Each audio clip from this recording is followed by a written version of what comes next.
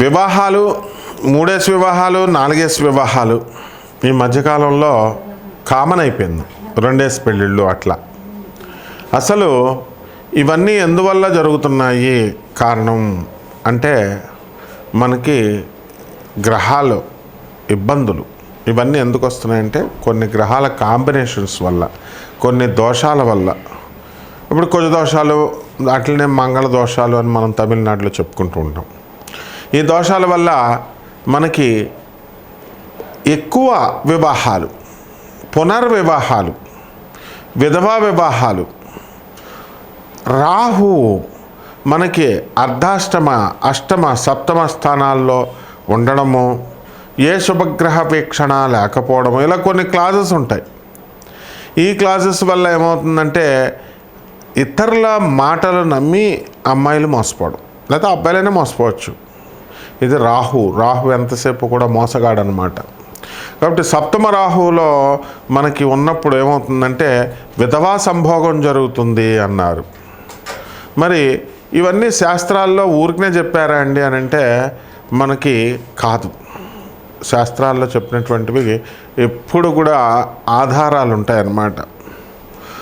ఒక ప్రాక్టికల్గా ఒక పర్సన్ ఉన్నాడు, అతను నెల్లూరుకు చెందినటువంటి వాడు. ఏమండి సప్తమ రాహు ఉన్నాడురా, నీకు విధవా సంభోగం జరుగుతుంది అని అంటే అతను మామూలుగా అనుకున్నాడు. ఏమీ లేదండి గురువుగారు అన్నాడు. 20 సంవత్సరాల క్రితం మాట. శాస్త్రం అబద్ధం చెప్పదంటే 2 రోజులు పోయిన తర్వాత అప్పుడు కరెక్టే గురుగారు, మా ఇంటికి ఒక పని మనిషి వచ్చేది, నేను పైన ఒక దీంట్లో ఉంటున్నాను, పైన గెస్ట్ రూమ్ లాగా అక్కడ వచ్చేదన్నమాట. అవుట్ హౌస్లో ఉంటున్నాను అని ఏదో చెప్పుకొచ్చాడు. పెంట్ హౌస్లో ఉంటున్నాను అని చెప్పుకొచ్చాడు. సో మరి శాస్త్రం తప్పు చెప్పలేదు కదా. అలాగే పాపం ఏదో వివాహం చేస్తారు. వివాహానికి చేసిన తర్వాత అత్యంత ఆడంబరంగా, అత్యంత ఖర్చుతో కూడుకుని పెళ్లి చేస్తారు. పెళ్లి చేసిన తర్వాత ఆ వివాహాలు నిలబడాలి కదా. వాడు మోసగాడైతే ఈగో. అందరూ ఈ మధ్యకాలంలో ఏంటంటే వివాహాలు ఎందుకు చెడిపోయినాయి అంటే ఈగో వాళ్ళే చెడిపోయినాయి అంటున్నారు. ఈగో వాళ్ళు ఎప్పుడూ చెడిపోవండి, మోసపూరిత లక్షణాల వల్ల చేరిపోతాయి. హిపోక్రటిజం మెయిన్గా హిపోక్రైట్స్ అయితేనే మనసులో ఒకటి పైకి ఒకటి ఉన్నటువంటి వాళ్ళ వల్ల చెడిపోతాయి. ఈ పాపం ఈ అమ్మాయి అబ్బాయి ప్రేమించుకునేటప్పుడు ఓపెన్గా ఉన్నారా లేదా చూడాలా. సైలెంట్గా నల్లులుగా ఉంటారు చాలామంది, వేసేస్తారు దెబ్బ. సైలెంట్ కిల్లర్స్ అనమాట. ఎప్పుడు బడబడ మాట్లాడే వాళ్ళు ఉంటారు. వాళ్ళు పాపం వాళ్ళు ఏ దెబ్బ వేయరు, వాళ్ళు ప్రేమాలు సక్సెస్ అవుతాయి. కాబట్టి ఈ యొక్క మంగళ దోషాలు, ఈ యొక్క రాహు దోషాలు, మళ్ళీ కొత్తగా కాలసర్ప దోషాలు వచ్చినాయి. ఈ కాలసర్ప దోషాల గురించి కొన్ని 100 వీడియోస్ మనం వింటున్నాం. రాహుకేతువుల మధ్యన మొత్తము ఈ గ్రహాలన్నీ, శుభగ్రహాలన్నీ పడిపోవడంతో కాలసర్ప దోషం ఏర్పడుతుంది. దీనివల్ల అన్ని ఏరియాల్లో కూడా, అన్ని ఫీల్డ్స్లో కూడా మోసపోవడము. అలాగే వైవాహిక జీవితంలో భార్యాభర్తల మధ్య గొడవలు, విరోధాలు జరగడము, మధ్యలో 3వ వ్యక్తి దూరిపోవడము. అతను ఎవరో కాదు, మళ్ళీ హస్బెండ్ ఫ్రెండో లేకపోతే వైఫ్ ఫ్రెండో అయి ఉంటారనమాట. మరి వాళ్ళే, ఎక్కడ దూరం వాళ్ళు ఎవరు రారండి. వీళ్ళకెళ్ళి వీళ్ళ స్టోరీలు అన్నీ చెప్పుకుంటారు, వాడే లైన్ వేస్తాడు మొత్తానికి. ఈ విధంగా ఇవన్నీ కూడా మనం చూస్తూ ఉన్నాం. వినడానికి కొంచెం బెటర్గా ఉన్న ఇవన్నీ బెటర్ ఎక్స్పీరియన్సెస్ అందరికీ కూడా. మరి పునర్వివాహాలకు చాలామందికి పాపం మరణాలు సంభవిస్తున్నాయి. సంభవించినప్పుడు ఈ మరణాల వల్ల మరి విధవకి నువ్వు విధవైపోయావు కాబట్టి నువ్వు ఉండిపో, అలాగ మరి మ్యారేజ్ చేసుకోకూడదు అని ఇదివరకు ఉండేవి ఆంక్షలు. అవన్నీ కూడా ఇప్పుడు మారిపోయినాయి. చాలామంది మంచి అత్తగారులు, మాంగారులు కూడా ఉన్నారు. తమ కొడుకు చచ్చిపోతే మా కోడల్ని కూతురుగా చూసుకొని మళ్ళీ వివాహం అనేటటువంటి దాన్ని మళ్ళీ వాళ్ళు చేస్తున్నారు. ఈ విధంగా మొదటిసారి భర్త చనిపోయాడండి, లేదా భార్య చనిపోయింది, 2వ పెళ్లి చేస్తారు. 2వ పెళ్లి చేసినప్పుడు మళ్ళీ చనిపోయాడు, లేకపోతే ఏదో డైవర్స్లు వచ్చి విడిపోయారు. 3వ పెళ్లి చేయాలి. 3వ పెళ్లి డైరెక్ట్ చేయరండి. అరటి చెట్టుని చేసి అరటి చెట్టుని కొట్టేసి ఆ తర్వాత ఆ వివాహాన్ని చేస్తారు. ఇలా పునర్వివాహాలు ఇవన్నీ కూడా మనం ఈ దోషాల వల్ల జరుగుతూ ఉంటాయి. ఏమండి మరి వీటికి ఏమిటండి అంటే సర్పదోష నివారణం కోసం సర్ప ప్రతిష్టలు చేయిస్తూ ఉంటారు. మరి బ్యాంకులో పనిచేసేటటువంటి ఒక అమ్మాయి నా శిష్యురాలు ఉండేది. ఏమండి నాకు ఉన్నటువంటి దోషాలకి పంతులు గారిని అడిగాను, పూనకాలంలో ఆవిడని అడిగాను, అందరూ కూడా సర్పదోషాలు ఉన్నాయన్నారు. ఆ సర్పదోషాలు మనం చేయించుకున్నాం. సర్పదోషాలు చేయించుకుంటే మనకి ఏమైందండి, సర్పదోషాలకి మరి నాకేం పని అవ్వలేదు, 3.5 లక్షలు అప్పు అయిందండి అన్నారు. ఇలా ఈ సర్పదోషాలు, ఈ సుబ్రహ్మణ్యేశ్వర స్వామి వారి యొక్క ఆరాధనలు, అర్చనలు, వీటిలన్నిటి వల్ల మనకి ఈ యొక్క పునర్వివాహాలు అనేటటువంటిది, మారు వివాహాలు, ఎక్కువ వివాహాలు, ఇలాంటివన్నీ కూడా కొంతవరకు కంట్రోల్ అవుతాయి అన్నమాట. అంటే వీటిలన్నిటికీ కారణం సుబ్రహ్మణ్యేశ్వర స్వాముల వారు. కాబట్టి మనము ఈ యొక్క వైవాహిక జీవితాల్లో వచ్చేటటువంటి సమస్యల్ని మనం ఈ గోచార రీత్యా వచ్చేటటువంటివన్నీ కూడా మనం చెప్పుకుంటున్నాం. ఇవి కామన్ ప్లాట్ఫారం మీద జరిగేటటువంటివి. మరి ఇవి అలా కాకుండా వ్యక్తిగత జాతకాలను అనుసరించి మనము మీ పర్సనల్ డేట్ ఆఫ్ బర్త్ని, ప్లేస్ ఆఫ్ బర్త్ని, టైమ్ ఆఫ్ బర్త్ని మనకి ఇచ్చినప్పుడు మనం ఆ వ్యక్తిగత జాతకాలను మనం పరిశీలించి మనము ఇవన్నీ కూడా నాన్ కమర్షియల్ బేసిస్తో మనము జాతకాలు చెప్పడం అనేటటువంటిది జరుగుతుంది. కాబట్టి మనందరము ఏం చేయాలండి అని అంటే, మనము ఎవరికైతే ఈ యొక్క సందేహాలు ఉన్నాయో, వ్యక్తిగత జాతకాలు బాగు చేసుకోవడం కోసం, అటువంటి వాళ్ళు మరి మన ఫోన్ నెంబర్కి, మన అమెరికా నెంబర్కి కాల్ చేయండి, లేకపోతే నా ఇండియా నెంబర్కి నాకు కాల్ చేయండి, లేకపోతే వాట్సాప్లు చేయండి. నాన్ కమర్షియల్ బేసిస్తో మేము చెప్పడం జరుగుతుంది. అంతేగాని ఊరికనే ఫోన్లు చేసినా కూడా వేస్టే. వాట్సాప్లో పెడితే గొడవ ఉండదు, ఆ తర్వాత మేము ఫాలోఅప్ చేస్తాం. వరల్డ్ నెంబర్ 1 ఆస్ట్రాలజర్ అవడం వల్ల మనల్ని ఇమిటేట్ చేస్తూ అందరూ కూడా మన ఫోన్ నెంబర్ని వాళ్ళ జ్యోతిషంకి సెంటర్లకి లింక్ చేసుకోవడాలు, నా పేరు కొడితే వేరే వాళ్ళ ఫోన్ నెంబర్లు వాళ్ళు పెట్టేసుకుంటున్నారు అనమాట.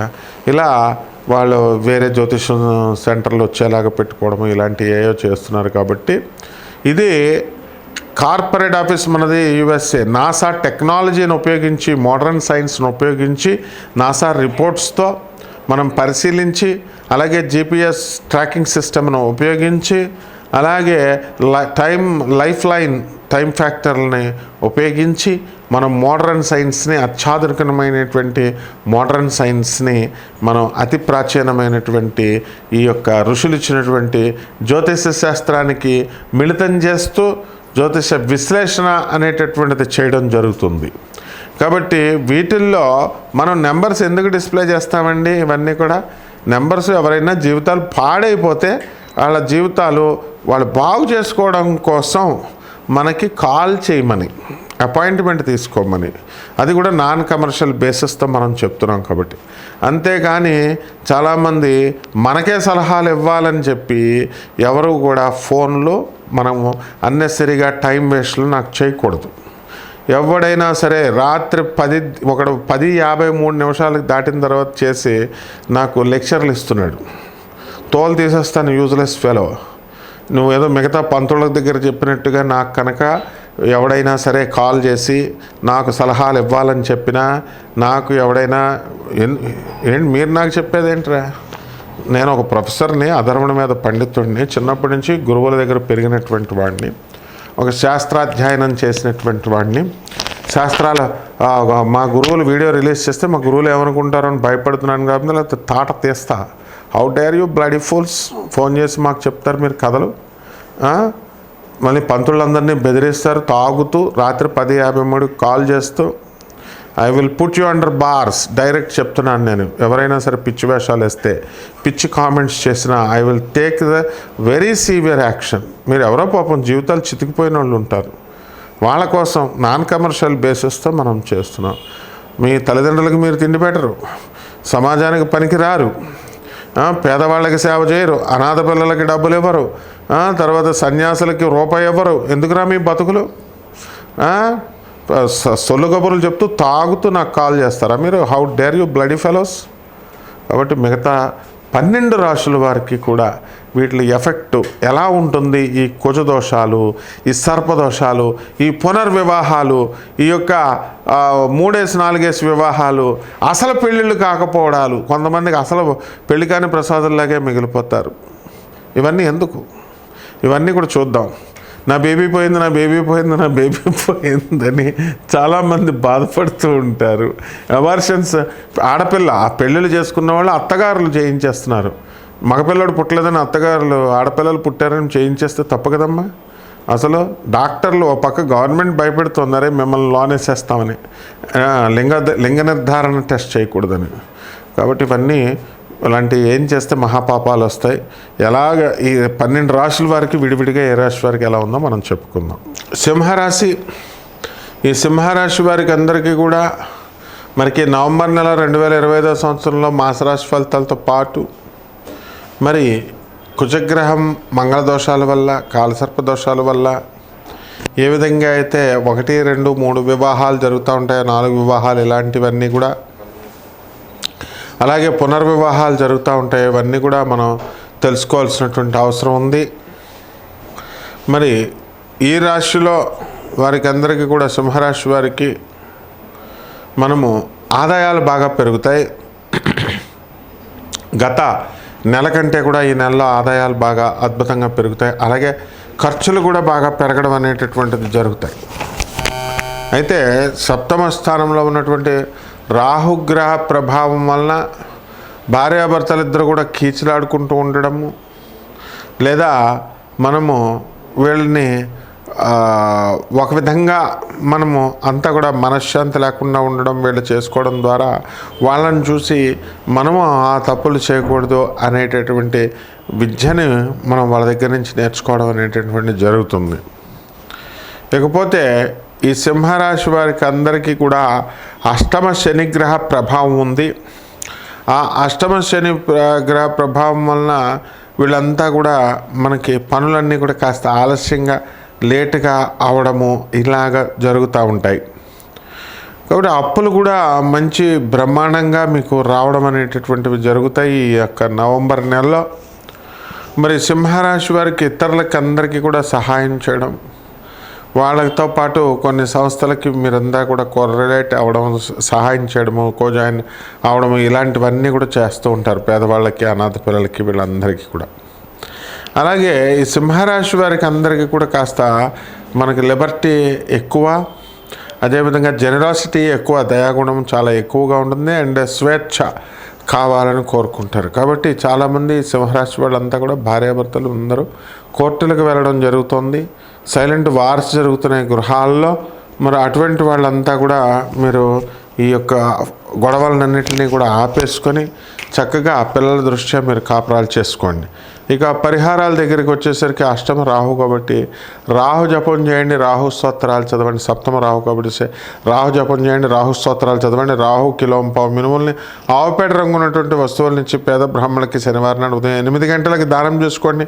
అలాగే మన ఇక శని కూడా బాగుండలేదండి కాబట్టి శని జపం చేయండి, శని స్తోత్రాలు చదవండి. శనికి కిలోంపావు నల్ల నువ్వుల్ని, నల్లని వస్త్రాలని ఇచ్చి పేద బ్రాహ్మణులకి శనివారం నాడు ఉదయం 8 గంటలకి 5 నిమిషాలకి దానం చేసుకోవడం ద్వారా అద్భుతంగా మీకు ఈ యొక్క రాశి వారికి బ్రహ్మాండంగా ఉంటుంది. శుభమస్తు.